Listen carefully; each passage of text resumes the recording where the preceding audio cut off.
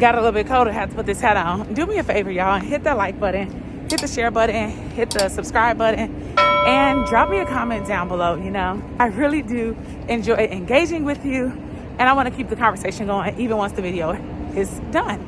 So yeah, do that for me, please. Pretty please. Thanks. You know, being in clinic versus doing simulated patients is so different.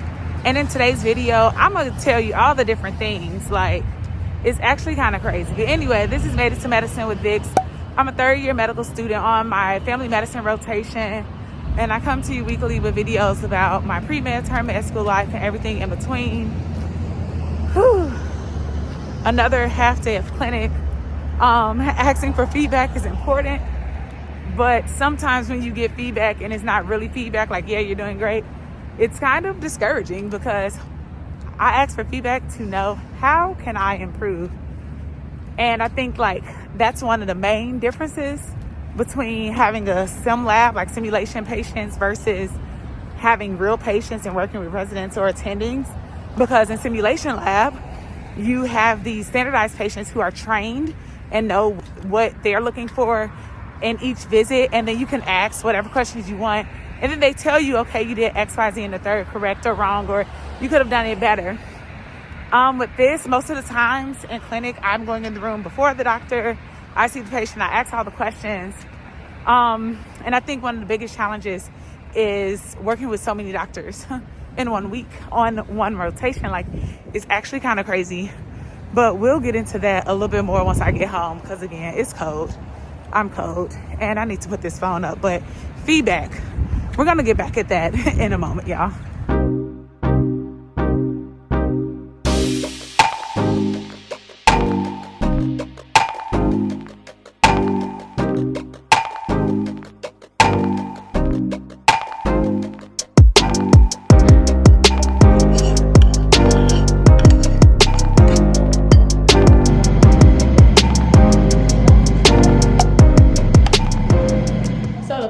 Thing about distinguishing between clinic and sim lab, let's get into it. Yesterday I did an OSCE and we had 2 patient visits, and they tell you exactly how long you're supposed to be in the room, what your task is. So you look at the chart before you enter the room. It gives you the name, date of birth, the vitals, chief concern, which is what the patient is here for, and they tell you what your tasks are. Your task is to collect a relevant history, physical exam, and then come up with an assessment plan. Do not leave the room telling them like, oh, you're going to have to discuss this with the attending or the resident. Don't do that. You need to do all of it in the room yourself, right? So we get 15 minutes to do that. Then we leave out of the room and we have to write up our report. Basically, write up what your history is, write up your physical findings, and write up what your differential diagnosis is. For example, someone comes in with a cough, no fever, and a runny nose, and some congestion, and they've had this for probably like the past 5 to 6 days, and it is January. So I can say differential diagnosis, more than likely just a cold, like the common cold. And then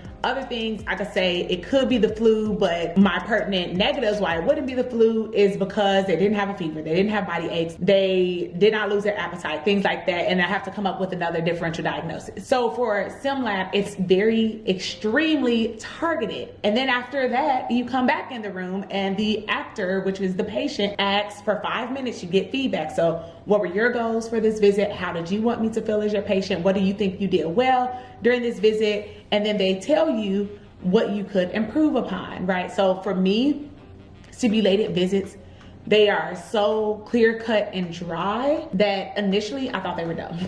So I'm like, no patient is going to give me this type of feedback, right? So why does it matter if this paid actor or actress, they know what they're looking for, or like think of if they were the patient, this is how I would want to feel, these are things that I would want you to do in a visit. Why does this even matter? After starting rotations, I'm like, oh, this is so important, because above all else, patients will never know the medical jargon, which is why when you go back in their room for feedback, they always say, we're not here to discuss diagnoses. We're not here to discuss whether you did the physical exam correctly. We're here to discuss interpersonal skills. How did you make me feel? And how did you want me to feel during this visit? Like, Let's talk about that. So first thing I always say is I want the patient to feel heard. I want them to know that I listened to them, their concerns. I didn't want to brush them off. I wanted you to feel like I was empathizing towards your situation, like I'm relating to you and letting you know that this is a shared decision-making situation. I will never come in the room and tell you everything of what you need to do because you are the only expert at your own body. You live in your skin 24 hours a day. I'm just gonna see you here for this 15 minutes of said 24 hours. So who am I to just come and say, well, you need to do X, Y, Z, and the third? No, that's not my business. But I always want patients to feel comfortable around me. And when I ask the patient for a sexual history, which is something we have to ask every patient, and I remember first and second year, they always say, well, like, to preface it with, this is something that we ask every patient. Feel free to answer or not answer any questions at your comfort level. But now being in clinic, I don't have time for all those words. And not saying like I don't have time for it, but I think that we make a bigger deal about things than it genuinely has to be. Like, if this is the flow of the visit, you're asking me about my history of present illness, like what's going on with me. You're asking me about my family history, my allergies, my social history. It's only right that you also ask about sexual history. Are you sexually active? If so, with men or women? Do you use any type of contraception? Do you use condoms? How frequently do you use condoms? When was the last time you got STI or HIV tested? Have you ever tested positive for these things? I think the more that we normalize questions like this, it doesn't feel awkward. But something that I asked the standardized patient was, did that feel awkward because I didn't give you the introduction of this is something that we ask everybody, blah, blah, blah. And the patient was like, no, it felt natural to me. And it was normal. You asked me these questions, I answered them, and I moved on. And so something that I really appreciate with standardized visits is that we get the feedback from said patient. Now, let's fast forward to real life. Real life, a patient is not going to give you that level of feedback. But on the other hand, if you make a patient feel very warm, welcome, or welcoming environment, then they will let the attending, the resident, whomever the doctor is, they will let them know. I had a patient maybe 2 weeks ago who straight up told the doctor several times, she did such a good job. She did such a good job of asking me the questions. She did such a good job of making me feel comfortable. And then looked at me, instead of like just talking about me to the doctor, looked at me and said, you're going to be a great doctor when you get big like him one day. And I'm laughing because it really made me feel like, oh, I'm this little kid, and when I grow up, I'm gonna be just like you because you're obviously good at what you do, and I wanna be good at what I do too. But I knew what the patient was saying. Like, keep doing what you're doing, because I don't know about all that medical jargon, I don't know about all that medical stuff, but you did a good job. And I appreciate the good job that you did. But then something that separates real life clinic from standardized patients in the simulation lab is that other than patients never really giving you the feedback, as I was telling you at the beginning of this video, that I typically go into the room before the doctor. It is my job to do the assessment of like seeing how the patient is doing. What brings you in today is the first question I always ask. But in addition to all of that, like before we get to the patient, I have to go and log into Epic the day before a visit. For a simulation lab, I don't know what the patient presentation is gonna be until 2 minutes before I walk into that room and I'm reading the chart and taking my little notes. That's it. For real patients, I have access to Epic, which is the electronic medical record system, and I pre-chart. And what pre-charting looks like, patient Jane Doe is coming in tomorrow because this is their 20th week pregnancy follow-up. Okay, so during the 20th week, what are some things that I need to be looking for? Are there any screenings that need to go on?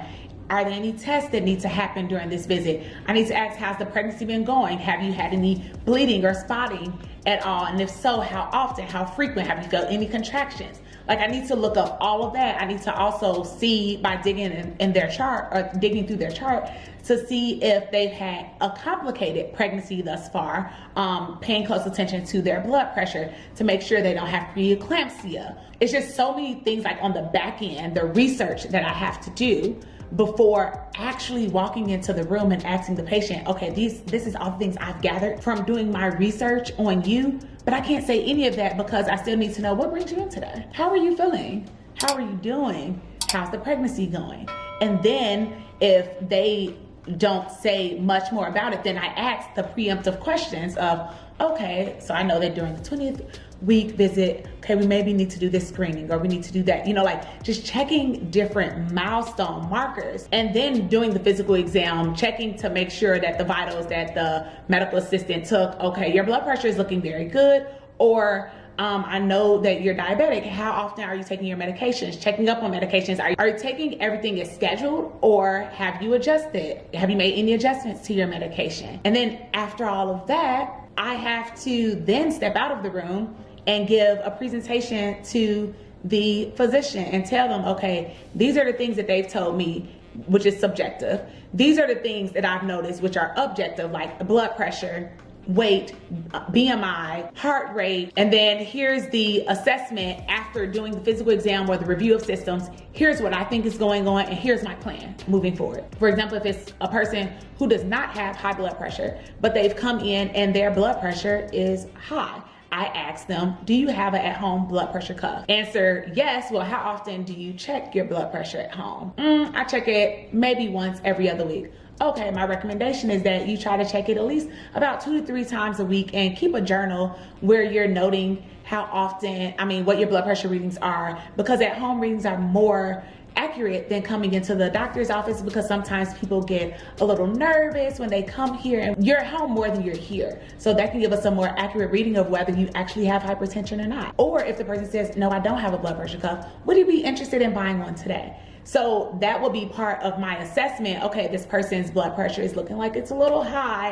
And I asked them if they had a blood pressure cuff, yes or no. And then the plan would be, okay, they're interested in buying one today, or they agreed to start taking blood pressure measurements 2 to 3 times a week and noting it in a journal. So that would be my assessment and plan. And so it's a little bit more getting actual feedback from a doctor's standpoint versus in a sim lab. It's the patient, they don't care about the medical part, it's all about how you make me feel. But in real life, it is, okay, so now I need you to focus more on your presentation. You need to do better on this part, or you did this part, great. All right, cool. But then let's get to the actual feedback.